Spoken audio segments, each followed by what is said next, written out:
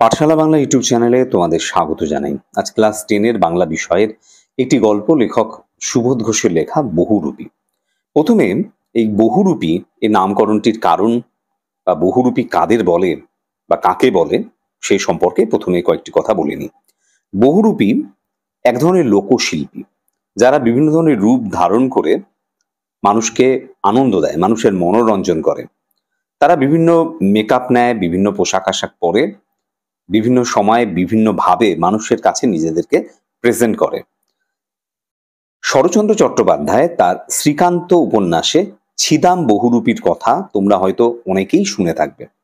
আমাদের এই গল্পে লেখক সুবোধ ঘোষ এমনই এক বহুরূপীর জীবনের নানা কর্মকাণ্ডের দিকে ইঙ্গিত করেছেন, নানা কর্মকাণ্ড আমাদের দেখিয়েছেন।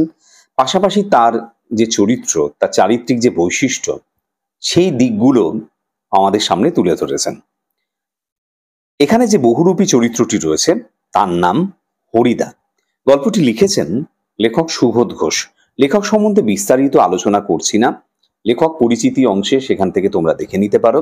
এর আগে আমি ভিডিও বানিয়েছি বহুরূপী, সেখানেও আলোচনা করা রয়েছে, তাই বিস্তারিত আলোচনা করে লেখক সম্বন্ধে বিস্তারিত আলোচনা করে ভিডিওটাকে আমি বড় করতে চাইছি না। লেখকের জন্ম হয়েছে বিহারের হাজারিবাগে। তিনি নানা ধরনের পেশার সাথে যুক্ত ছিলেন, বিভিন্ন ধরনের কাজ তিনি করেছেন।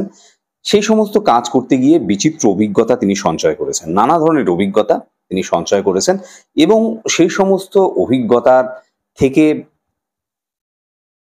যে সমস্ত বিষয়গুলো উঠে এসেছে তার থেকেই তিনি কিন্তু নানা গল্প লিখেছেন। আমাদের গল্পে দেখা যাচ্ছে যে হরিদা বলে একটি চরিত্র, যার নুন আনতে পান্তা ফুরোয় অবস্থা। খুবই গরিব মানুষ এই হরিদা। সে হরিদার বাড়িতে নিত্যদিনের আড্ডা বসে। সে আড্ডার যে 4 জন ব্যক্তিত্ব রয়েছেন তারা হরিদার বাড়িতে এসে আড্ডা বসান, নানা ধরনের গল্প সেখানে উঠে আসে। সেই প্রসঙ্গেই গল্পটা কিন্তু শুরু হয়েছে। তো হরিদার কাছে আমরাই গল্প করে বললাম, শুনেছেন হরিদা কি কাণ্ড হয়েছে। হরিদার কাছে গল্প কথক যিনি বলছেন গল্পটি এবং অন্যান্যরা যারা রয়েছে তারা হরিদাকে বললেন যে হরিদা তিনি কি কোনো ঘটনা শুনেছেন, কোনো একটা কাণ্ড বা ঘটনা হয়ে গেছে। উনুনের মুখে ফু দিয়ে আর অনেক ধোঁয়া উড়িয়ে নিয়ে হরিদা এবার আমাদের কথা জবাব দিলেন, না কিছুই শুনিনি, না কোনো ঘটনা বা কোনো কাণ্ডের কথা তো আমি শুনিনি। জগদীশবাবু যে কি কাণ্ড করেছেন শোনেনি হরিদা? জগদীশবাবু বলে কোনো একজন ব্যক্তির প্রসঙ্গ উঠে এসেছে, তাকে কেন্দ্র করে কোনো একটি কাণ্ড বা ঘটনা হয়েছে। সেই কাণ্ড হয়তো সেই এলাকার মানুষরা সবাই শুনেছে। হরিদার এখনো সেই সম্পর্কে হরিদা কানে সেই ঘটনাটি ওঠেনি। সেই ক্ষেত্রে গল্পকথক কিছুটা বিস্মিত। হরিদা, না রে ভাই, বড় মানুষের কাণ্ডের খবর আমি কেমন করে শুনবো, আমাকে বলবেই বা কে? জগদীশবাবু যার কথা বলা হয়েছে তিনি হয়তো সম্ভ্রান্ত কোনো একজন ব্যক্তি, উঁচু দরের বা ধনী ব্যক্তি, তার সাথে সংশ্লিষ্ট কোনো ঘটনা, সেটা হরিদার শোনার কথা নয় বলে হরিদা এইভাবেই কিন্তু উত্তরটা দিলেন। আমাকে কে বলবে আর আমি কেমন ভাবে সেই কথা শুনবো? বলে না, আদার ব্যাপারই জাহাজের খবর জানি না, অনেকটা সেই রকমই একটা কথা কিন্তু এখানে উঠে এলো। 7 দিন হলো এক সন্ন্যাসী এসে জগদীশবাবুর বাড়িতে ছিলেন। খুব উঁচু দরের সন্ন্যাসী, হিমালয়ের গুহাতে থাকেন, সারা বছরে শুধু একটি হরিতকি খান, এছাড়া আর কিছুই খান না। সন্ন্যাসীর বয়সও 1000 বছরের বেশি বলে অনেকেই মনে করেন। তো যেই সন্ন্যাসীর কথা বলা হয়েছে, যে সন্ন্যাসীকে নিয়ে একটি কাণ্ড ঘটেছে জগদীশবাবুকে কেন্দ্র করে, অর্থাৎ জগদীশবাবুর বাড়িতে যে কাণ্ডের কথা বলা হয়েছে তার সাথে কিন্তু একজন সন্ন্যাসী যুক্ত রয়েছেন। তো একজন সন্ন্যাসী যিনি সন্ন্যাস গ্রহণ করেছেন, যিনি গৃহজীবন থেকে নিজেকে সরিয়ে নিয়ে, সংসার জীবন থেকে নিজেকে সরিয়ে নিয়ে ঈশ্বরের চিন্তায় মগ্ন, তাকেই বলা হয় সন্ন্যাসী। এরকম একজন সন্ন্যাসী জগদীশবাবু বাড়িতে ছিলেন। তো 7 দিন ধরে তিনি ছিলেন। একটা প্রশ্ন আসতে পারে শর্ট কোশ্চেন এমসিকিউতে যে কতদিন ধরে তিনি ছিলেন। তো উঁচু দরের সন্ন্যাসী, অর্থাৎ তার লেভেলটা, সেই সন্ন্যাসী বেশ উঁচু দরের, সাদা মাটা সাধারণ গোত্রের কোনো সন্ন্যাসী নন। তিনি হিমালয়ের গুহাতে থাকেন। হিমালয়ের যে জায়গাটি রয়েছে হিমালয়, সেখানের অনেক গুহা রয়েছে, যে সমস্ত গুহায় সন্ন্যাসীরা দীর্ঘদিন ধরে তপস্যা করে তারা সাধনায় সিদ্ধি লাভ করত। এমন নানা ধরনের বিষয়, নানা ধরনের আখ্যান কিন্তু আমাদের বিভিন্ন ধরনের গ্রন্থে রয়েছে। তো এই যেই সন্ন্যাসীর কথা বলা হয়েছে, তিনিও সেই হিমালয়ের গুহায় তিনি থাকেন। সারা বছরে শুধুমাত্র একটি হর্তকি খান। হরিতকি বা হর্তকি যেটার কথা বলা হয়েছে, ত্রিফলা, হরিতকি, আমলকি, বহেরা, এই যে তিনটি ফল রয়েছে তার অন্যতম হলো এই হর্তকি। পেটের রোগের জন্য অবশ্যই এটি খুব গুরুত্ব রয়েছে। সেই হরিতকি সারা বছরে একটি হরিতকি খেয়ে তার আর কিছু খেতে হয় না।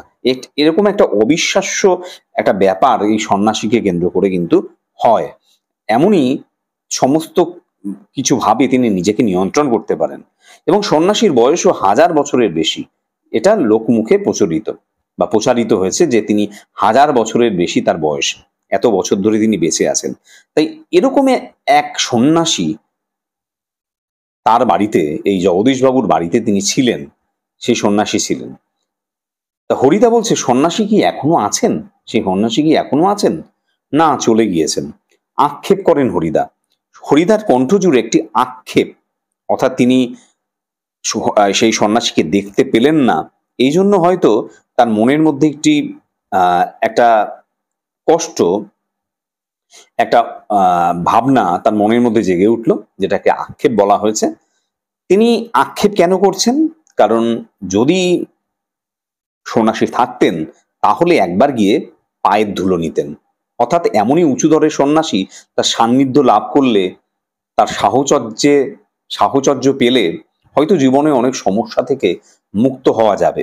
এই ভাবনা থেকেই হয়তো আক্ষেপটা এসেছে, নয়তো অন্য কোনো ভাবনা হরিদার মাথার মধ্যে জেগে উঠেছে। তা পেতেন না হরিদা। সে ভয়ানক দুর্লভ জিনিস। শুধু ওই একা জগদীশবাবু ছাড়া আর কাউকে পায়ের ধুলো নিতে দেননি সন্ন্যাসী। অদ্ভুত ব্যাপার। যারা সাধু সন্ন্যাসী মানুষরা, যারা সংসারী মানুষ, তারা কিন্তু তাদেরকে পুজো করে, পুজো আর্চা করে এবং তাদের কাছ থেকে বিভিন্ন ধরনের কথা শুনতে চায়। তাদের পায়ের ধুলো নিয়ে আগামী জীবন তারা ভালোভাবে কাটানোর একটা ভাবনা ভাবে। তা এই সন্ন্যাসী কিন্তু সম্পূর্ণ বিপরীত। তিনি কাউকে পায়ের ধুলো দেন না। তাই হরিদা যেমন ভেবেছিলেন যে সন্ন্যাসী পায়ের ধুলো নেবেন, সেই পায়ের ধুলো পাওয়াটা কিন্তু সহজ ছিল না। কাউকেই তিনি পায়ের ধুলো দেননি। সাংসারিক যে সমস্ত মানুষগুলো এসেছিল সন্ন্যাসীর কাছে, কাউকেই তিনি পায়ের ধুলো দেননি। সেটি বড়ই দুর্লভ, অর্থাৎ যা লাভ করা যায় না। জগদীশবাবুই কেবলমাত্র সন্ন্যাসীর পায়ের ধুলো পেয়েছেন এবং একটা উপায়ে বা এমন একটি ট্যাকটিক্স বা ট্রিক্সের মাধ্যমে তিনি কিন্তু সেটাকে লাভ করেছেন। হরিদা জিজ্ঞেস করলেন, কেন কেন পাওয়া যাবে না বা কেন পেতাম না? জগদীশবাবু একজোড়া কাঠের খড়মে সোনার বোল লাগিয়ে সন্ন্যাসীর পায়ের কাছে ধরলেন। তখন বাধ্য হয়ে সন্ন্যাসী পা এগিয়ে দিলেন, নতুন খড়ম পরলেন, আর সেই ফাঁকে জগদীশবাবু পায়ের ধুলো নিয়েছিলেন। জগদীশবাবুর বাড়িতে যে সন্ন্যাসী এসেছিলেন তিনি কাউকে পায়ের ধুলো দেন না, অর্থাৎ তাকে নমস্কার করার সুযোগ নেই। তো সেই জায়গায় দাঁড়িয়ে কিভাবে জগদীশবাবু পায়ের ধুলো সংগ্রহ করলেন? একটা কাঠের খড়ম দিলেন। খড়ম একটা সময় মানুষ পরতো, খড়ম কাঠের মূলত হতো।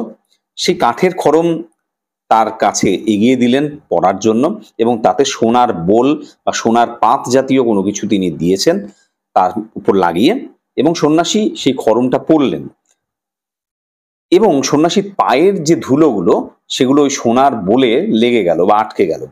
এইভাবেই কিন্তু সন্ন্যাসীর কাছ থেকে পায়ের ধুলো সংগ্রহ করেছিলেন জগদীশবাবু। এটাই ছিল তার ট্রিক্স বা একটা উপায়। হরিদা বললেন, বাহ, এ তো বেশ মজার ব্যাপার। অর্থাৎ যেইভাবে জগদীশবাবু সন্ন্যাসীর পায়ের ধুলো নিয়েছেন, এই ব্যাপারটা বা এই ঘটনাটা বেশ মজার। এখান থেকেও কিন্তু প্রশ্ন আসতে পারে। হ্যাঁ, তাছাড়া সন্ন্যাসীকে বিদায় দেবার সময় জগদীশবাবু 100 টাকার একটা নোট জোর করে সন্ন্যাসীর ঝোলার ভেতর ফেলে দিলেন। সন্ন্যাসী হাসলেন আর চলে গেলেন। আর সন্ন্যাসী যখন বিদায় দিলেন, অর্থাৎ সন্ন্যাসী যখন জগদীশবাবুর বাড়ি থেকে চলে গেলেন, তখন সন্ন্যাসীর ঝোলার ভেতরে 100 টাকার নোট জোর করেই জগদীশবাবু ফেলে দিয়েছিলেন। সন্ন্যাসী এখানে হাসলেন আর চলে গেলেন। এই যে হাসিটা কিন্তু যথেষ্ট ইঙ্গিত বহন করে। হয়তো সন্ন্যাসী জানেন যে তার কাছে এই ধরনের টাকা পয়সা তুচ্ছ।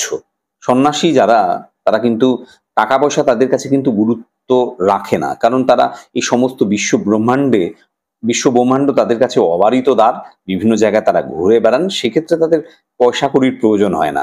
তারা সংসার জীবন ত্যাগ করেছেন, টাকা, কামিনী কাঞ্চন এই সমস্ত কিছু তারা ত্যাগ করেছেন। সেই জায়গায় অর্থ তাদের কাছে মূল্যহীন। তাই জোর করে, একরকম জোর করেই যখন দিয়ে দিল জগদীশবাবু তার ঝোলার ভেতরে 100 টাকা, তাই সন্ন্যাসী কিন্তু সেই ক্ষেত্রে টাকাটা না নিয়ে তার উপায় ছিল না। এই জন্য তিনি হাসলেন যে, তুমি এই টাকার মোহে বা টাকার আমাকে দিলে, এটা আমার কাছে কোনো রকম গুরুত্বই রাখে না, এটা হতে পারে। এই কারণেই তিনি হাসলেন এবং তারপর তিনি চলে গেলেন। গল্প শুনে গম্ভীর হয়ে গেলেন হরিদা। এই যে জগদীশবাবু যেভাবে টাকা দিলেন, সন্ন্যাসী যেভাবে তার কাছ থেকে চলে গেলেন, এই যে সামগ্রিক গল্পটা জগদীশবাবুর বাড়িতে সন্ন্যাসীকে কেন্দ্র করে হলো, এই গল্পটা শুনে চুপ করে গেলেন, চুপচাপ হয়ে গেলেন পুরোপুরি হরিদা। এই তারই গম্ভীর হয়ে যাওয়ার পেছনে হরিদার ভেতরে, মনের ভেতরে হয়ে যাওয়া নানা ধরনের ভাবনা চিন্তার যে জট পাকাচ্ছে, সেটাই কিন্তু মূল ব্যাপার। অর্থাৎ হরিদা কোনো গভীরভাবে কোনো কিছু চিন্তা করছেন, তাই জন্য তিনি গম্ভীর হয়ে গেছেন। অনেকক্ষণ চুপ করে রইলেন। আমরা কি বলছি বা না বলছি সেদিকে হরিদা যেন কান নেই। আমরা কি বলছি, আমরা পরস্পর যে কথোপকথন করছি, সেই সমস্ত কথা কিন্তু হরিদা শুনতেই পাচ্ছেন না। হরিদার উনানের আগুন তখন বেশ গনগনে হয়ে জ্বলছে। আমাদের চায়ের জন্য 1 হাঁড়ি ফুটন্ত জল নামিয়ে দিয়ে হরিদা তার ভাতের হাঁড়িটাকে উনানে চড়ালেন। হরিদার যে উনানের আগুন, যে উনান জ্বালানো হয়েছে, সেই আগুন বেশ গনগনে হয়ে জ্বলছে, অর্থাৎ বেশ ফুটছে। সেই আগুন যথেষ্ট উত্তপ্ত হয়ে রয়েছে, এই অর্থে গনগনে শব্দটা ব্যবহার করা হয়েছে। কিন্তু হরিদার যেন তিনি অন্যমনস্ক হয়ে গেছেন, তিনি অন্য কিছু ভাবছেন, সেই দিকটাও কিন্তু দেখা যাচ্ছে গল্পের মধ্যে, বা হরিদার মুখাবয়ব দেখে সেটা কিন্তু বোঝা যাচ্ছে। তো চায়ের জন্য গরম জল তুলে রেখে এরপরে হরিদা ভাতের হাঁড়িটাকে উনানে চড়ালেন। শহরের সবচেয়ে সরু এই গলিটার ভেতরে এই ছোট্ট ঘরটাই হরিদার জীবনের ঘর, আর আমাদের 4 জনের সকাল সন্ধ্যার আড্ডার ঘর। চা, চিনি আর দুধ আমরাই নিয়ে আসি, হরিদা শুধু তার উনানের আগুনের আছে জল ফুটিয়ে নেন। অর্থাৎ এই যে ঘরটা, হরিদার বাড়ির এই যে ঘরটা, ছোট্ট ঘর, সেই ঘরে আমাদের কিন্তু আড্ডার জায়গা, এবং হরিদার জীবনের সমস্ত কিছু, তার সংসার কিন্তু এই ঘরটাকে কেন্দ্র করেই। আমরা চা, চিনি আর দুধ নিয়ে আসি, আর হরিদা তার উনুনের আগুনের আছে জল ফুটিয়ে চা তৈরি করে দেন। অর্থাৎ চা, চিনি, দুধ কিন্তু হরিদা দেন না। হরিদা খুবই গরিব মানুষ, কিন্তু কাজ করতে হরিদার প্রাণের মধ্যেই যেন একটা বাধা আছে। হরিদা গরিব মানুষ হলেও যে কোনো ধরনের কাজ কিন্তু হরিদার করতে চান না। গতে বাঁধা জীবন, প্রত্যেকটা মানুষের যে 10টা 5টার কাজ আমরা বলি, একটা দাসত্ব করা 10টা 5টার কাজের মধ্যে, 7 ঘন্টা 8 ঘন্টা প্রতিদিনের যে কাজ, তার মধ্যে একটা দাসত্ব রয়েছে। প্রতিদিন নিয়ম করে একই ধরনের কাজ করা, এটা একটা একঘেয়ে ব্যাপার হয়ে আসে, একটা মোনোটোনাস ব্যাপার চলে আসে। তো ইচ্ছে করলেই হরিদাও কোনো অফিসের কাজ কিংবা কোনো দোকানের বিক্রিওয়ালার কাজ পেয়ে যেতে পারেন, কিন্তু এই ধরনের কাজ হরিদার জীবনের পছন্দই নয়। হরিদার এই যে বাধা, গতে বাধা যে কাজ, সেটা হরিদার পছন্দ নয়। এখানে বলা আছে ইচ্ছে করলে কিন্তু যে কোনো ধরনের কাজ তিনি পেয়ে যেতে পারেন। অর্থাৎ হরিদার কিন্তু সেই গুণ রয়েছে, সেই কোয়ালিটি রয়েছে, তিনি কিন্তু অফিসের কাজ কিংবা কোনো দোকানে বিক্রিওয়ালার কাজ, সাধারণ গোত্রের কোনো কাজ তিনি কিন্তু পেয়ে যেতে পারেন, কিন্তু এই ধরনের কাজ তার পছন্দ না। কারণ নিয়ম মেনে ঘড়ির কাঁটার সামনে সময় বেঁধে দিয়ে নিয়ম করে নিয়ে রোজই একই ধরনের চাকরির কাজ করে যাওয়া হরিদার পক্ষে সম্ভব নয়। কারণ তিনি চান বৈচিত্র্য, তিনি একঘেয়ে কাজ করে যেতে চান না। হরিদার উনানের হাঁড়িতে অনেক সময় শুধু জল ফোটে, ভাত ফোটে না। কারণ চাল কেনার সামর্থ্য তার নেই, তাই জলই ফোটে, ভাত ফোটে না। এটা কিন্তু খুব ইঙ্গিতবাহী একটা কথা, কারণ চাল কেনার পয়সা না থাকায় খাওয়ারটা জোটে না। এই একঘেয়ে অভাবটাকে হয়তো অনেক সময় টানা 2 দিন 3 দিন হয়তো না খেয়েই হয়তো থাকতে হয়। এই অভাবটা অনেক সময় একঘেয়ে হয়ে যায়, কারণ প্রতিদিনই তার খাবার জুটছে না। এটা তিনি সহ্য করতে তার কোনো আপত্তি নেই, কিন্তু একঘেয়ে কাজ করতে ভয়ানক আপত্তি। একঘেয়ে কোনো কাজ করে যাওয়া, অর্থাৎ একই ধরনের কাজ প্রতিদিন নিয়ম বেঁধে করা, এই দাসত্ব করা, এটা কিন্তু হরিদার জীবনের বা হরিদার চরিত্রের সঙ্গে একদমই যায় না, এটাই বলা হয়েছে। হরিদার জীবনে সত্যি একটা নাটকীয় বৈচিত্র্য আছে, আর সেটাই যে হরিদার জীবনের পেশা। হরিদার জীবনে একটা নাটকীয় বৈচিত্র্য আছে। নাটকের মধ্যে যেমন বৈচিত্র্য থাকে, বিভিন্নতা থাকে, নানা ধরনের আবেগপূর্ণভাবে নাটকটাকে প্রকাশ করা হয়, সেই রকমই হরিদার জীবনেও নাটকের মতোই বৈচিত্র্য আছে। সেটা হরিদার জীবনের পেশা। হরিদার জীবনের পেশা কিন্তু এখনো বলা হয়নি, এখন বলা হচ্ছে। হরিদা মাঝে মাঝে বহুরূপী সেজে যেটুকু রোজগার করেন তাতেই তার ভাতের হাঁড়ির দাবি মিটিয়ে দিতে চেষ্টা করেন। হরিদা মাঝে মাঝে বহুরূপী সাজেন, নানা ধরনের পোশাক আশাক পরে মেকআপ নিয়ে তিনি বাইরে বেরোন, এবং এই ধরনের সাজ পোশাক দেখে, তার মেকআপ দেখে মানুষ আনন্দিত হয়ে তাকে কিছু দেন। এইভাবেই তিনি রোজগার করেন, তাতেই তার ভাতের হাঁড়ির দাবি মিটিয়ে দিতে চেষ্টা করেন। তার গাসাচ্ছাদন বা খাওয়ার যে উপার্জন, খাওয়ার জন্য যে উপার্জন দরকার হয় সেটা তিনি উপার্জন করেন। মাঝে মাঝে সত্যি উপোস করেন হরিদা। তারপর একদিন হঠাৎ আবার এক সকালে কিংবা সন্ধ্যায় বিচিত্র ছদ্মবেশে অপরূপ হয়ে পথে বের হয়ে পড়েন। কেউ চিনতে পারে না, যারা চিনতে পারে এক আনা দু আনা বকশিস দেয়, যারা চিনতে পারে না তারা হয় কিছুই দেয় না, কিংবা বিরক্ত হয়ে দুটো একটা পয়সা দিয়ে দেয়।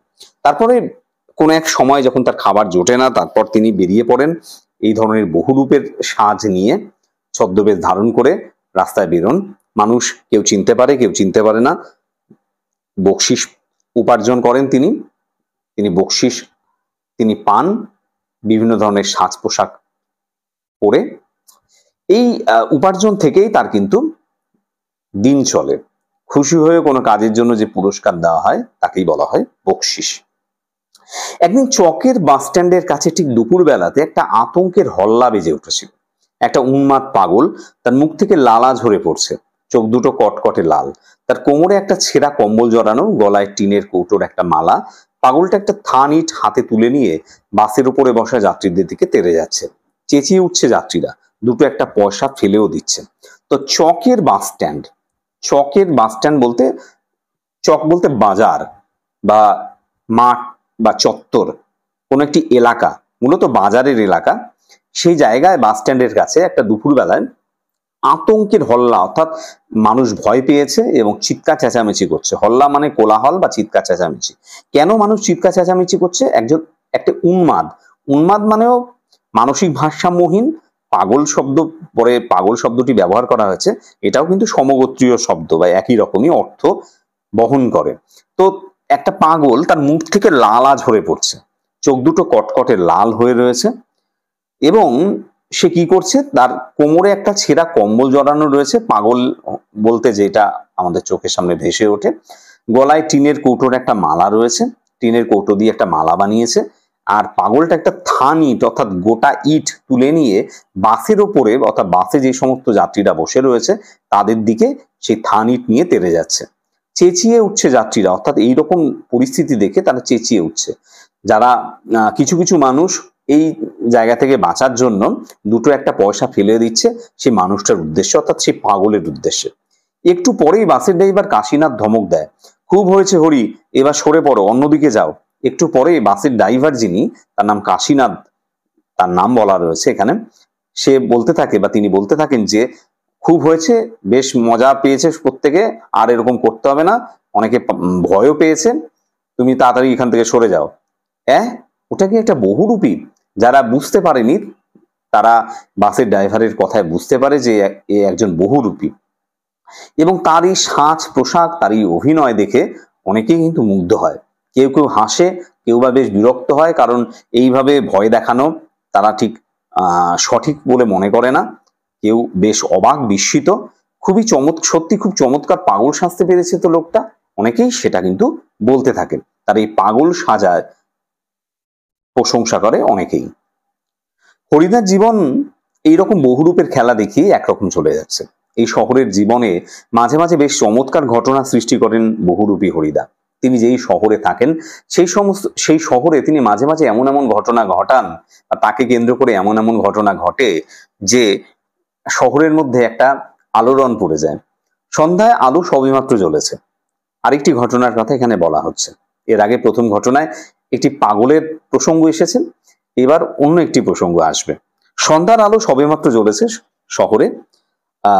দোকানে দোকানে লোকজনের ব্যস্ততা আর মুখরতা জমে উঠেছে, দোকানে মানুষজনের আনাগোনা বাড়ছে। হঠাৎ পথের উপর দিয়ে ঘুঙুরের মিষ্টি শব্দ রুমঝুম করে বেজে বেজে চলে যেতে থাকে। ঘুঙুর পায়ে দিয়ে কোনো একজন মহিলা বা কেউ সেই ঘুঙুর বাজিয়ে হেঁটে হেঁটে চলে যেতে লাগলো। এক রূপসী বাইজি, বেশ সুন্দরী দেখতে একজন বাইজি, মূলত বাই যারা নাচ গানের মাধ্যমে মানুষের মনোরঞ্জন করে, মানুষকে আনন্দ দেয়, তাদের বলা হয় বাইজি। বেনারস উত্তরপ্রদেশের সেখানকার বাইজি নাচ কিন্তু বিখ্যাত বা তার একটা ঐতিহ্য রয়েছে। সেরকম একজন বাইজি, তিনি নাচতে নাচতে চলে যাচ্ছেন রাস্তার উপর দিয়ে। শহরে যারা নতুন এসেছে তারা দুই চোখ বড় করে তাকিয়ে থাকে, কিন্তু দোকানদার হেসে ফেলে। হরির কাণ্ড। শহরে যারা নতুন এসেছে তারা বুঝতে পারেনি যে একে, কিন্তু যিনি দোকানদার, যা কোনো এক দোকানদারের কথা বলা হয়েছে, তিনি কিন্তু বুঝতে পেরেছেন এ কে। তিনি বুঝতে পেরে বলেন যে হরির কাণ্ড, অর্থাৎ এ হরি। এটা একটা বহুরূপী নাকি? কারো কারো মুগ্ধ চোখের মোহভঙ্গ হয়, কেউ কেউ এই রূপসী বাইজির এই রূপ দেখে অভিভূত হয়ে গেছিল, তাদের মোহ ভেঙে যায়। আর কেউ কেউ একটু হতাশ স্বরে প্রশ্ন করে ওঠে। আর যেন বেশি একটু হতাশ স্বরে সেই মানুষরা, যাদের মোহভঙ্গ হয়েছে, যারা মেয়ে ভেবে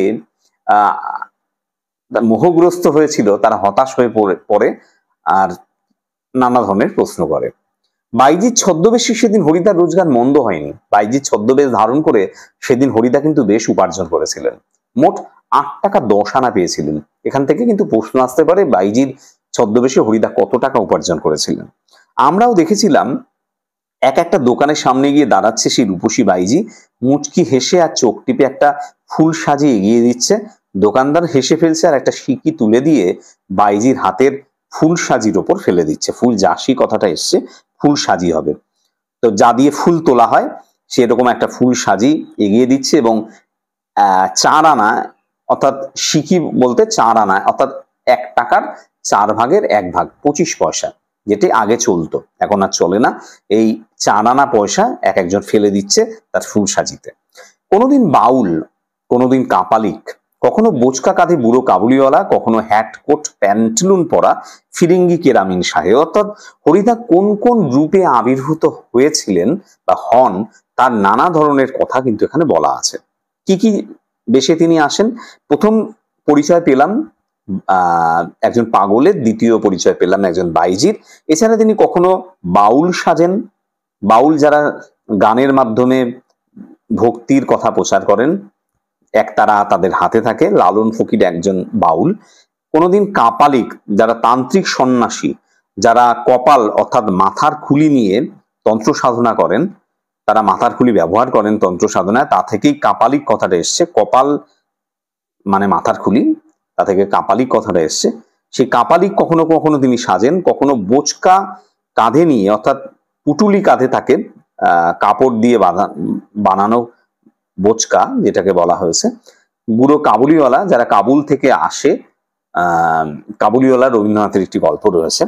কাবুল থেকে যারা আসে তারা বিভিন্ন ধরনের বাদাম বিক্রি করে, আখরোট বিক্রি করে। তো কখনো হ্যাট কোট প্যান্টুলুন পরা ফিরিঙ্গি কেরামিন সাহেব, ফিরিঙ্গি বা বিদেশি, মূলত ইউরোপীয় জাতি বা ইংরেজদের বলা হয় ফিরিঙ্গি, সেরকম একজন সাহেবের পোশাক পরে সাহেব সাজেন কখনো। একবার পুলিশ সেজে দয়াল বাবুর লিচু বাগানের ভেতর দাঁড়িয়েছিলেন হরিদা। স্কুলের 4টে ছেলেকে ধরেছিলেন যারা লিচু চুরি করতে এসেছিল দয়াল বাবুর লিচু বাগানে। ভয়ে কেঁদে ফেলেছিল ছেলেগুলো, কারণ পুলিশে তাদের ধরেছে। আর স্কুলের মাস্টার এসে সে নকল পুলিশের কাছে ক্ষমা চেয়েছিলেন যে এই বাচ্চারা ভুল করে তারা লিচু চুরি করতে এসেছে, আপনি ওদের ক্ষমা করে দিন। এই স্কুলের মাস্টারমশাই কিন্তু হরিদাকে চিনতে পারেনি, এবারের মতো মাফ করে দিন ওদের। কিন্তু 8 আনা ঘুষ নিয়ে তারপর মাস্টারের অনুরোধ রক্ষা করেছিলেন সে নকল পুলিশ হরিদা। 8 আনা ঘুষ চেয়েছিলেন, অর্থাৎ আমি ছেড়ে দিতে পারি কিন্তু কিছু দিতে হবে তো। অর্থাৎ এখানে পুলিশের সম্বন্ধে যে অপবাদ রয়েছে, পুলিশ ঘুষ খায়, ব্যাপারটা যেন সেটাকেই প্রতিষ্ঠা দিল হরিদার এই কাণ্ডটা, অর্থাৎ হরিদা যা করলেন আর কি। তো 8 আনা ঘুষ নিয়ে কিন্তু সেই পুলিশ সেই মাস্টারমশাইয়ের অনুরোধ রক্ষা করেছিলেন হরিদা। পরদিন অবশ্য স্কুলের মাস্টারমশাই জানতে বাকি থাকেনি কাকে তিনি 8 আনা ঘুষ দিয়েছেন, কিন্তু মাস্টারমশাই একটুও রাগ করেননি, বরং একটু তারিফই করেছেন, তার প্রশংসাই করেছেন। বা সত্যি খুব চমৎকার পুলিশ সেজেছিল তো হরি। অর্থাৎ হরিদা যে পুলিশ সেজেছিল এবং তার এই যে সাজ পোশাক, তার যে ধরতে পারেননি মাস্টারমশাই, তাতে কিন্তু তিনি রাগ করেননি, বরং এই ঘটনায় হরিদার এই কর্মকাণ্ডে প্রশংসাই করেছিলেন। আজ এমন কিন্তু আমরা ঠিক এখন কিন্তু আমরা ঠিক বুঝে উঠতে পারছি না বা বুঝতে পারছি না হরিদা এত গম্ভীর হয়ে কি ভাবছেন। সন্ন্যাসীর গল্পটা শুনে কি হরিদার মাথার মধ্যে নতুন কোনো মতলব ছটফট করে উঠেছে? এই সন্ন্যাসীর কথাটা শুনে তিনি কি নতুন কিছু ভাবছেন? নতুন কোনো মতলব বা নতুন কিছু ভাবনা তার মাথায় এসেছে? ঠিকই, আমাদের সন্দেহ মিথ্যে নয়। হরিদা বললেন, আজ তোমাদের একটা জবর খেলা দেখাবো। আজকে তোমাদের একটা জবর খেলা, অর্থাৎ খুব ভালো। এই অর্থে জবর কথাটা জবর কথাটার অর্থ হলো খুব ভালো বা খুব উৎকৃষ্ট, অর্থাৎ খুব ভালো একটা খেলা দেখাবো বা একটা ঘটনার সাক্ষী তোমরা থাকবে। আমাদের দেখি আপনার লাভ কি হরিদা? আমাদের কাছ থেকে একটা সিগারেটের চেয়ে বেশি কিছু তো পাবেন না। হরিদা বললেন, না, ঠিক তোমাদের দেখাবো না, আমি বলছি তোমরা সেখানে থেকো, তাহলে দেখতে পাবে। কোথায়? হরিদা বলছেন, আজ সন্ধ্যায় জগদীশবাবুর বাড়িতে। আজ সন্ধ্যায় জগদীশবাবুর বাড়িতে থেকেও আজকে একটি খেলা দেখাবো।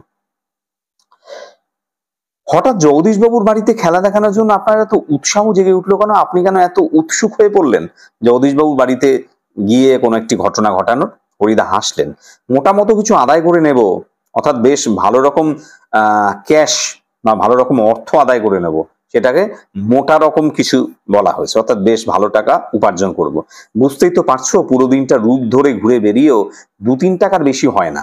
সারা দিন বিভিন্ন রূপ ধরে, অর্থাৎ বিভিন্ন বহুরূপীর পোশাক, বহুরূপীর সাজ সেজে বিভিন্ন জায়গায় ঘুরে বেরিয়েও বেশি উপার্জন করতে পারি না। এবার একবার বাইরে সেজে অবশ্য কিছু বেশি পাওয়া গিয়েছিল, কিন্তু ওতেই বা কি হবে? তার চেয়ে বেশি কিছু আয় করতে হবে। ঠিকই বলেছেন হরিদা, সপ্তাহে বড়জোর একটা দিন বহুরূপী সেজে পথে বেরোন হরিদা, কিন্তু তাতে 7 দিনের পেট চলবার মতো রোজগার হয় না। সপ্তাহে একদিন হয়তো বহুরূপী সেজেন বাইরে বেরোন, কিন্তু তাতে তার যা উপার্জন হয় 7 দিন তার কিন্তু চলে না। হরিদা বললেন, না, এবার আর কাঙালের মতো হাত পেতে বকশিস নেওয়া নয়। এবার মারিত হাতি মারিত গন্ডার হবে লুটিত ভান্ডার। অর্থাৎ এটা একটা কথা প্রচলিত রয়েছে, মারলে গন্ডার মারবো, নয়তো অন্য কিছু মারবো না, কারণ গন্ডারের দাম রয়েছে, এবং লুট করলে ভান্ডার লুট করবো, অর্থাৎ সামান্য ধরনের চৌর্যবৃত্তি বা সামান্য ধরনের চুরি, এই ধরনের কাজ করব না, করলে কোনো রকম বড় রকম কাজ করতে হবে। অর্থাৎ এমন ধরনের কাজ করব, এমন বড় একটা কাজ করব যাতে আমার অনেক দিনের অর্থ উপার্জন হয়ে যাবে, অনেক দিন আমার নির্বিঘ্নে বা নিশ্চিন্তে আমি চলতে পারবো। এটাই হলো এই প্রবাদের উৎস বা অর্থ। একবারেই যা ঝেলে নেব তাতে আমার সারা বছর চলে যাবে, একবারেই যা আয় করে নেব তাতে আমার সারা বছর চলে যাবে। এরকমই একটা ভাবনা ভেবে জগদীশবাবুর বাড়িতে কোনো একটি ঘটনাক্রম ঘটানোর ভাবনা কিন্তু হরিদা ভেবেছেন। কিন্তু সে কি করে সম্ভব? জগদীশবাবু ধনী মানুষ বটে, কিন্তু বেশ কৃপণ মানুষ। হরিদাকে একটা যোগী সন্ন্যাসী কিংবা বৈরাগী শাস্তি দেখে কত আর খুশি হবেন জগদীশবাবু? আর খুশি হলেই বা কত আনা বকশিস দেবেন? 5 আনার বেশি তো নয়। কিন্তু সেটা কি ধরনের, কিভাবে সম্ভব? কারণ জগদীশবাবুকে যারা চেনে তারা জানে জগদীশবাবুর হয়তো অনেক টাকা পয়সা আছে, কিন্তু তিনি মানুষটা বেশ কিপটে, কাউকে কিছু দেন না। আর হরিদা বহুরূপী সাজ পোশাক সেজে তার বাড়িতে যাবে এবং বহুরূপী সেজে তাকে আনন্দ দেবে এবং তারপরে তার কাছে কিছু টাকা পয়সা চাইবে বা জগদীশবাবু স্বেচ্ছায় তাকে কিছু দেবে, কিন্তু সেটা তো বেশি কিছু তিনি দেবেন না, কারণ খুবই কিপটে মানুষ। যা বকশিস দেবেন 5 আনার বেশি হবে না। তা হরিদাকে যদি একজন যোগী, যোগী কাকে বলেন? যারা যোগ সাধনা করে বা আধ্যাত্মিক সাধনা করে, ধ্যান করে, তারা হলো যোগী। তার মাধ্যমে ঈশ্বরের কাছে নিজেদেরকে নিবেদন করে। সন্ন্যাসী কথাটা আগেই বলেছি। আর বৈরাগী বা বিরাগী যারা সমস্ত সংসার থেকে, অর্থাৎ বিষয় ভোগ থেকে, কোনো বিষয় সম্পত্তি সবকিছু ত্যাগ করেছে, এই সমস্ত ক্ষেত্রে তারা উদাসীন, মূলত বৈষ্ণব সম্প্রদায়ভুক্ত মানুষ যারা বিষ্ণুর উপাসনা করে, তারাই হলো বৈরাগী। এই ধরনের পোশাক, সাজ পোশাক যদি সেজে তিনি যান, তাহলে জগদীশবাবু হয়তো খুশি হবেন, কিন্তু এতটাও খুশি হবেন না যে প্রচুর টাকা তাকে বকশিস দেবেন। হরিদা বললেন, তোমরা যদি দেখতে চাও তবে আজ ঠিক সন্ধ্যাতে জগদীশবাবুর বাড়িতে থেকো। আমরা বললাম, থাকবো। আমাদের স্পোর্টের চাঁদা নেবার জন্য আজ ঠিক সন্ধ্যাতেই জগদীশবাবুর কাছে যাব। আমাদের খেলার চাঁদা নেওয়ার জন্য সন্ধ্যাতেই জগদীশবাবুর বাড়িতে যাব, তাই আমরা সেখানে উপস্থিত থাকবো। বড় চমৎকার আজকে এই সন্ধ্যার চেহারা। আজকে যে সন্ধ্যার বিবরণ দেওয়া হয়েছে সেটা কিন্তু পরীক্ষায় আসে। সন্ধ্যার যে চেহারাটা বেশ সুন্দর, আমাদের শহরের গায়ে কতদিন তো চাঁদের আলো পড়েছে, কিন্তু কোনোদিন তো আজকের মতো এমন একটা স্নিগ্ধ ও শান্ত উজ্জ্বলতা কখনো চারদিকে এমন সুন্দর হয়ে ফুটে ওঠেনি। এরকম সন্ধ্যা হয়তো শহরে অনেক এসেছে, কিন্তু চাঁদের আলো অনেক পড়েছে, কিন্তু কোনোদিন আজকের মতো এমন স্নিগ্ধ অর্থাৎ এমন কোমল আরামদায়ক এবং শান্ত চাঁদের যে জ্যোৎস্নার যে শান্ত একটা উজ্জ্বলতা এরকম ভাবে কোনোদিনই যেন দেখা যায়নি। এত সুন্দর হয়ে কখনোই ফুটে ওঠেনি। ফুরফুর করে বাতাস বইছে, বেশ মনোরম ভাবে বাতাস বইছে, হাওয়া বইছে। জগদীশবাবুর বাড়ির বাগানে যে সমস্ত গাছ রয়েছে সেই গাছের পাতা ঝিরিঝিরি শব্দ করে কি যেন বলতে চাইছে। জগদীশবাবুর বাড়ির বারান্দাতে মস্ত বড় একটা আলো জ্বলছে, সে আলোর কাছে একটা চেয়ারের উপর বসে আছেন জগদীশবাবু। সাদা মাথা অর্থাৎ চুল এবং সাদা দাড়ি অর্থাৎ চুল এবং দাড়ি সব পেকে গেছে। সৌম্য শান্ত, সৌম্য মানে বেশ সুন্দর ধীরস্থির ব্যক্তিত্ব তাকে দেখে মনে হচ্ছে, এবং জ্ঞানী মানুষ, জ্ঞান বা পাণ্ডিত্য তার রয়েছে। আমরা আমাদের স্পোর্টের চাঁদার খাতাটিকে অর্থাৎ খেলাধুলোর জন্য যে চাঁদা তার কাছ থেকে নিতে গিয়েছি সেই চাঁদার খাতাটিকে তার কাছে এগিয়ে দিয়েছি। তিনি সেই খাতা হাতে তুলে নিয়ে দাঁড়িয়ে, আমরা সেই খাতা দিয়ে আমরা দাঁড়িয়ে রয়েছি। চমকে উঠলেন জগদীশবাবু। বারান্দার সিঁড়ির দিকে তাকিয়ে জগদীশবাবুর দুই বিস্মিত চোখ অপলক হয়ে গেল। চমকে উঠলেন। কেন চমকে উঠলেন? বারান্দার সিঁড়ির দিকে তাকিয়ে তিনি যা দেখলেন তাতে তিনি অবাক হয়েছেন, এবং চোখের পাতা পড়ছে না, অর্থাৎ পলক পড়ছে না, তাই অপলক কথাটি ব্যবহার করা হয়েছে। আমরাও চমকে উঠেছি বই কি, আশ্চর্য হয়েছি, একটু ভয়ও পেয়েছি, কারণ সত্যি যে বিশ্বাস করতে পারছি না সিঁড়ির কাছে এসে যে দাঁড়িয়েছে সে কি সত্যি হরিদা? হরিদারই তো আসার কথা ছিল। সিঁড়ির কাছে একজন ব্যক্তিকে আমরা দেখলাম, কিন্তু এ কি হরিদা? এই চেহারা কি সত্যি কোনো বহুরূপীর হতে পারে? এই চেহারা আমরা দেখছি সে কি কোনো বহুরূপীর হতে পারে?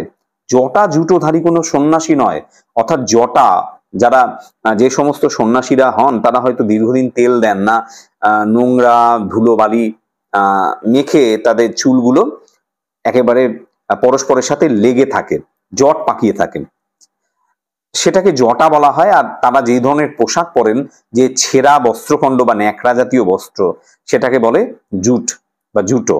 এই জটা জুটো অবস্থায় যে সন্ন্যাসীরা থাকেন তাদের বলা জটা জুটোধারী সন্ন্যাসী। তিনি কিন্তু সেই ধরনের সন্ন্যাসী নন যাকে আমরা দেখছি। হাতে কমণ্ডুল নেই, সন্ন্যাসীদের হাতে জল ধারণের জন্য হাতলযুক্ত ঘটির মতো দেখতে এক ধরনের জিনিস থাকে যেটাকে কমণ্ডুল বলা হয়, এবং তাদের হাতে আরেকটা জিনিস থাকে যেটা হলো চিমটে। মূলত মিষ্টি রসগোল্লা ধরার জন্য অনুষ্ঠান বাড়িতে যে ব্যবহার করা হয় তার একদিক পুরো খোলা থাকে আর আরেক দিকের প্রান্ত আটকানো থাকে, এই ধরনের জিনিসকে বলা হয় চিমটে। যদি ছবি থাকে কমণ্ডুল এবং চিমটের ছবি আমি স্ক্রিনে দিয়ে দেব। মৃগচর্মের আসনও সঙ্গে নেই, অর্থাৎ যে সন্ন্যাসীকে দেখা যাচ্ছে বা যাকে দেখা যাচ্ছে তিনি কোনো জটা জুটোধারী সন্ন্যাসী নন, তার কমণ্ডুল নেই, চিমটে নেই।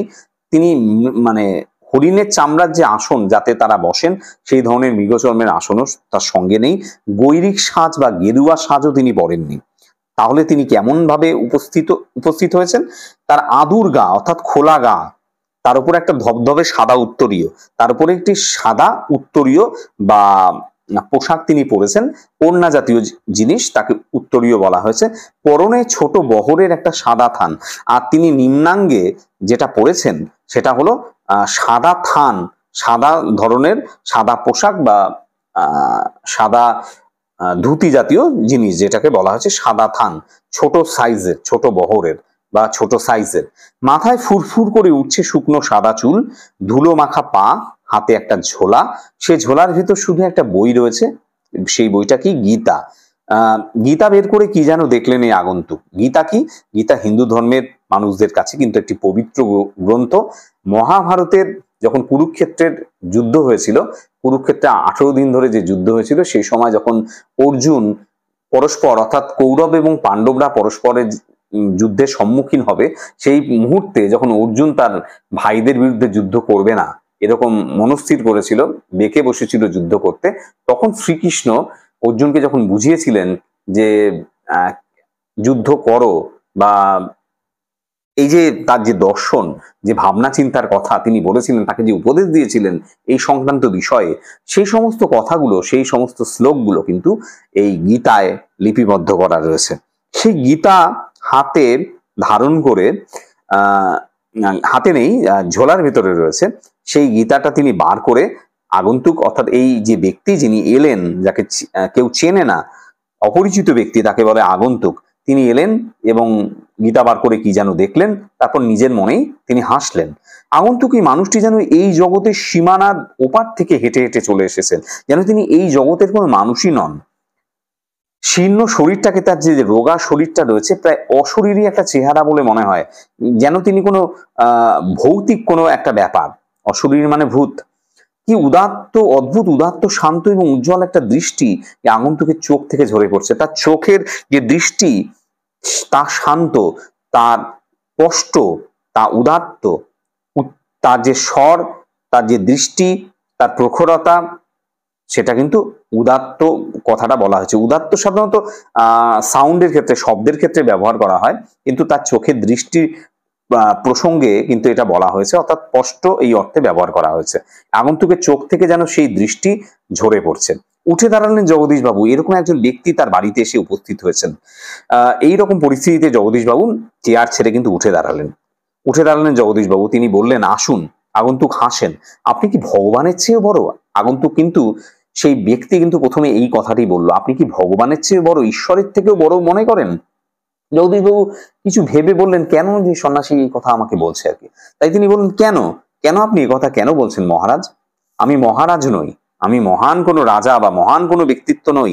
আমি এই সৃষ্টির মধ্যে এক কণা ধুলি। এই যে সৃষ্টি, ঈশ্বরের যে সৃষ্টি, তার মধ্যে এক কণা ধুলি। আমি নিতান্তই নগণ্য। কিন্তু আপনি বোধহয় 11 লক্ষ টাকার সম্পত্তির অহংকারে নিজেকে ভগবানের চেয়েও বড় বলে মনে করেন, তাই ওখানেই দাঁড়িয়ে আছেন, নেমে আসতে পারছেন না। কিন্তু আপনার প্রচুর সম্পত্তি, টাকা পয়সা হয়েছে, সেই সম্পত্তির মোহে বা সম্পত্তির অহংকারে আপনি ওখানেই দাঁড়িয়ে আছেন। আমি একজন ব্যক্তি, অর্থাৎ তিনি এটাই বলতে চাইছেন যে আমি নিতান্তই তুচ্ছ, কিন্তু আপনি নিজেকে অনেক বড় মনে করেন, তাই ওখানেই দাঁড়িয়ে আছেন আর আমাকে জিজ্ঞেস করছেন এগিয়ে আসতে, বা আমাকে বলছেন আসুন। সেই মুহূর্তে সিঁড়ি ধরে নেমে যান জগদীশবাবু। জগদীশবাবু নিজের ভুল বুঝতে পারলেন যে একজন সন্ন্যাসী বিরাগী মানুষকে যেন আমি নির্দেশ দিচ্ছি যে আপনি চলে আসুন বা আপনি আসুন, আমারই তো এগিয়ে আসা উচিত ছিল। সেই যে বোধ, সেই বোধের চক্ষু যেন তাকে খুলে দিলেন এই ব্যক্তি। আমার অপরাধ হয়েছে, আপনি রাগ করবেন না, আমি অপরাধ করে ফেলেছি, আমি বুঝতে পারিনি, আপনি রাগ করবেন না। আগন্তুক আবার হাসেন। আমি বিরাগী, রাগ নামে কোনো রিপু আমার নেই, ছিল একদিন, সেটা পূর্বজন্মের কথা। আমি বিরাগী, আমার জীবনে কোনো রাগ নেই, কোনো বিষয়ে আমি ভাবি না, আমি সমস্ত বিষয়ে উদাসীন। তিনি বিরাগী। আমাদের জীবনকে নিয়ন্ত্রণ করে 6খানা রিপু, যা আমাদের জীবনের শত্রু বলা যেতে পারে। কাম, ক্রোধ, লোভ, মোহ, মদ এবং মাৎসর্য। এই সমস্ত রিপুগুলো, এই 6খানা রিপুকে যে সমস্ত মানুষ জয় করতে পারে, তারা কিন্তু জীবনে তাদের আর দুঃখ থাকে না, এমনই মনে করা হয়। সেই সমস্ত রিপুকে আমি জয় করেছি, কোনো রিপু আমাকে আর নিয়ন্ত্রণ করতে পারে না। তো সেটা এক সময় ছিল, সেটা পূর্বজন্মের কথা।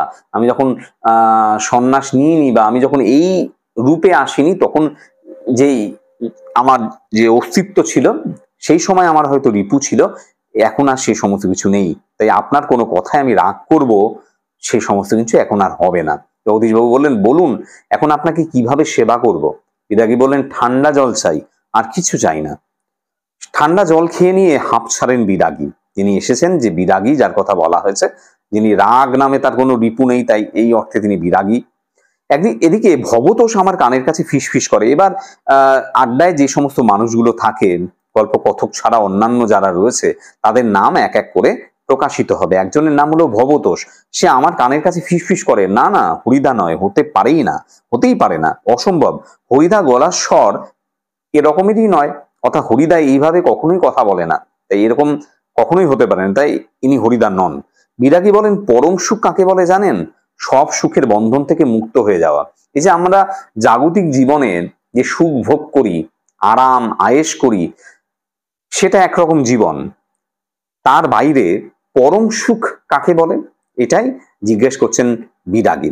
ভবতোষের কানের কাছে মুখ এগিয়ে নিয়ে অনাদি বলে, শুনছো তো, এসব ভাষা কি হরিদার মুখের ভাষা হতে পারে? এইভাবে কি হরিদা কখনো কথা বলতে পারেন? এখানে আরেকটি চরিত্রের নাম কিন্তু এলো, সেটি হলো অনাদি। জগদীশবাবু ততক্ষণে সিঁড়ির ওপরে বসে পড়েছেন। বোধহয় বিরাগীর পা স্পর্শ করবার জন্য তার হাত দুটো ছটফট করতে শুরু করেছে। কারণ এর আগে দেখা যাচ্ছে যে সাধু সন্ন্যাসী, বিরাগী, অন্যান্য শ্রেণীর মানুষ যারা রয়েছে, যাদের সান্নিধ্য লাভ করলে বা যাদের সাহচর্য পেলে জীবনে আগামী দিনের একটা সঞ্চয় অর্থাৎ পুণ্য সঞ্চয় করা যায়, এরকম চেষ্টা কিন্তু জগদীশবাবুর কাছ থেকে পাওয়া গেছে। তিনি একটু ধর্মভীরু মানুষ, ধর্মকে বেশ গুরুত্ব দেন, ঈশ্বর সাধনা তিনি করেন, এটা তার বলা যায়। এর আগে তার বাড়িতে একজন সন্ন্যাসী এসেছিলেন, তাকেও তিনি 100 টাকা দিয়েছিলেন, নানাভাবে তাকে সন্তুষ্ট করার চেষ্টা করেছিলেন। তো এইখানে এখন যিনি বিরাগী এলেন তাকেও তিনি সন্তুষ্ট করবেন, এরকমই তার কিন্তু চেষ্টা দেখে বোঝা যাচ্ছে। তো জগদীশবাবু ততক্ষণে সিঁড়ির ওপর বসে পড়েছেন, বিরাগীর পা স্পর্শ করবার জন্য অর্থাৎ তার পায়ের ধুলো নেওয়ার জন্য হয়তো তার হাত দুটো ছটফট করতে শুরু করেছে। জগদীশবাবু বললেন, আমার এখানে কয়েকটি দিন থাকুন বিরাগীজি, আপনার কাছে এটা আমার প্রাণের অনুরোধ, আপনার সেবা করে আমি কিছুটা পুণ্য সঞ্চয় করতে চাই, এটাই তার ইচ্ছে আর কি। 2 হাত জোর করে বিরাগীর মুখের দিকে তাকিয়ে থাকেন জগদীশবাবু, যে বিরাগী কি বলেন। বিরাগী হাসেন, বাইরে খোলা আকাশ থাকতে আর ধরিত্রীর মাটিতে স্থান থাকতে আমি এক বিষয়ীর দালান বাড়ির ঘরে থাকবো কেন, বলতে পারেন? অর্থাৎ যারা বিরাগী, যারা সন্ন্যাসী, তাদের কাছে কিন্তু এই সমস্ত পৃথিবীটাই তাদের কিন্তু থাকার জায়গা। তারা কোনো কামিনী কাঞ্চন অর্থাৎ টাকা পয়সা কোনো কিছুতেই তাদের কিন্তু মোহ থাকে না। তারা কোনো সংসারী মানুষ অর্থাৎ বিষয়ী, যারা বিষয় নিয়ে যারা চলে, যাদের টাকা পয়সা রয়েছে, যাদের বিষয় সম্পত্তি নিয়ে যারা প্রতিদিন নাড়াচাড়া করে, এই সমস্ত মানুষরা অন্য রকমের হয়। আর বিরাগী শ্রেণীর সন্ন্যাসীর মানুষরা অন্যরকম হয়, তাদের সংস্পর্শ তারা কিন্তু এড়িয়ে চলতে ভালোবাসে। তাই এমন একজন মানুষের বাড়িতে তিনি কেন থাকবেন, বাইরে খোলা আকাশ থাকতে আর ধরিত্রীর মাটিতে স্থান থাকতে? বিরাগীজিকে তিনি আবার অনুরোধ করছেন জগদীশবাবু, তার গলার স্বরে আবেদন করুণ হয়ে ছলছল করে। অর্থাৎ তিনি তার কাছ থেকে প্রত্যাখ্যাত হবেন, তিনি তাকে প্রত্যাখ্যান করবেন এই ভাবনা ভেবেই জগদীশবাবুর গলার স্বরে যেন একটা কষ্ট বসে যায় বা চেপে বসে। বিরাগী বলেন, না, আপনার এখানে জল খেয়েছি এটা যথেষ্ট, পরমাত্মা আপনার কল্যাণ করুন, কিন্তু আপনার এখানে থাকা আমার পক্ষে সম্ভব নয়। আমি একজন বিরাগী, কোনো গৃহীর বাড়িতে আমি থাকবো না।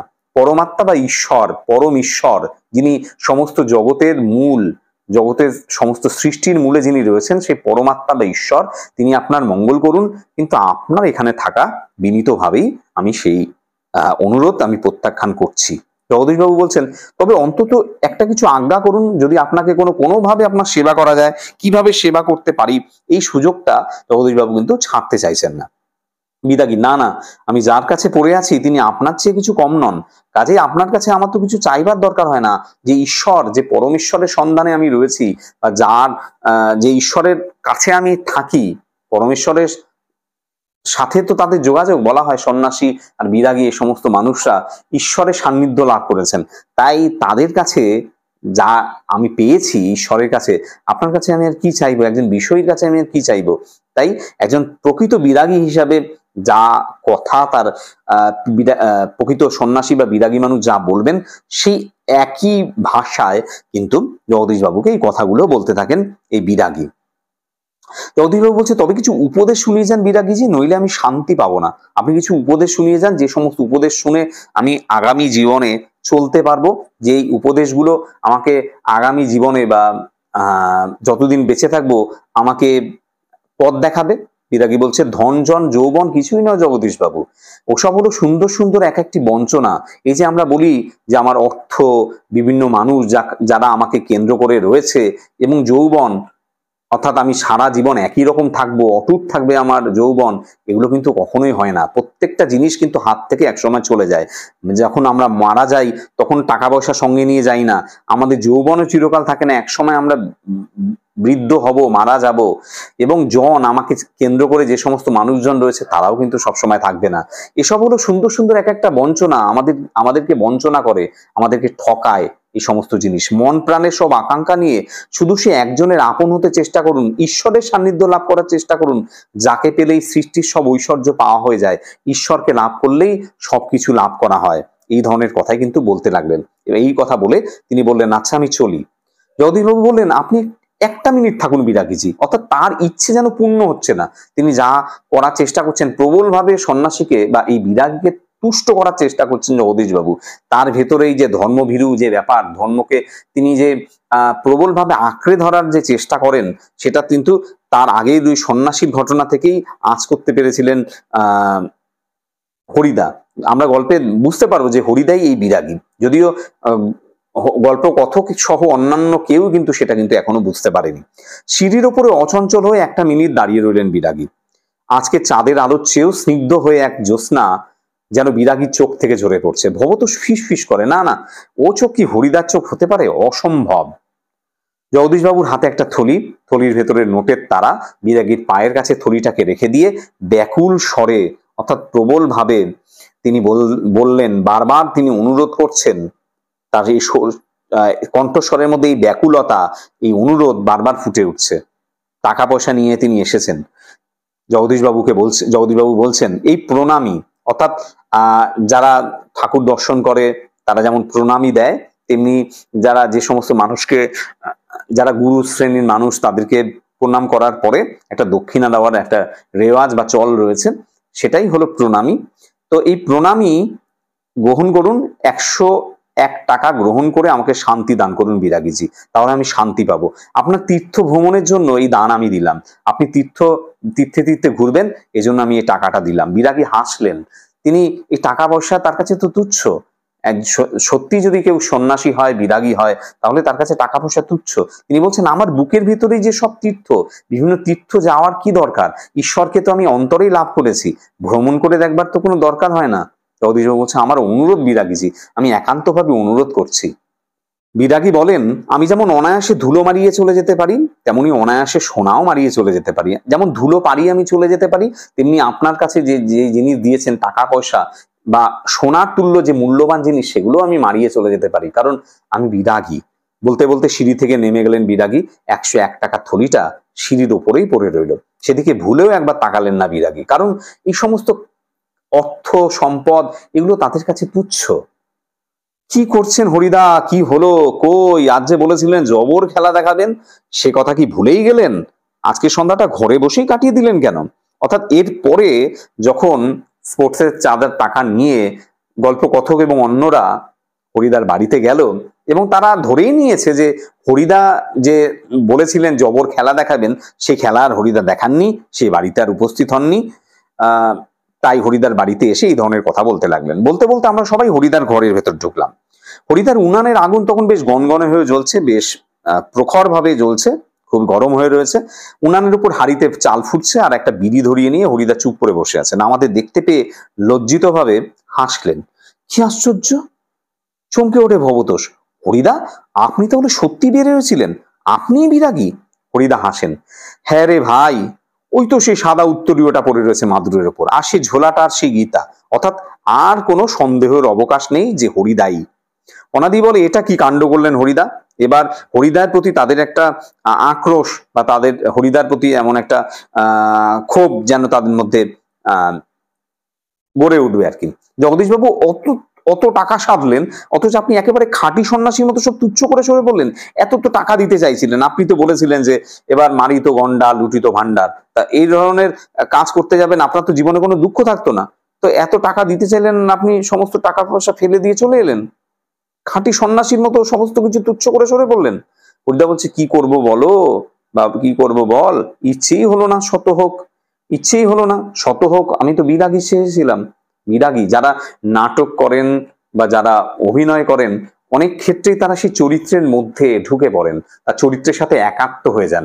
এখানে হরিদা যে ব্যক্তিত্ব, যে মানুষ, তিনি একদম খাঁটি একজন ব্যক্তি, যিনি যেই চরিত্রের অভিনয় করেন বা যে চরিত্রে বহুরূপী সাজেন, সেই চরিত্র এবং নিজে কিন্তু আলাদা নন। তিনি কিন্তু তার নিজের অস্তিত্বকে আর উপলব্ধি করতে পারেন না, সেই চরিত্রই হয়ে ওঠেন, সেই চরিত্রের মতোই আচরণ করেন। একজন বিরাগী হলে তিনি বিরাগী যা যা করতে পারে, তার মধ্যে যা যা বৈশিষ্ট্য থাকে একজন বিরাগীর, সেই বৈশিষ্ট্য কিন্তু হরিদার মধ্যেও চলে আসে।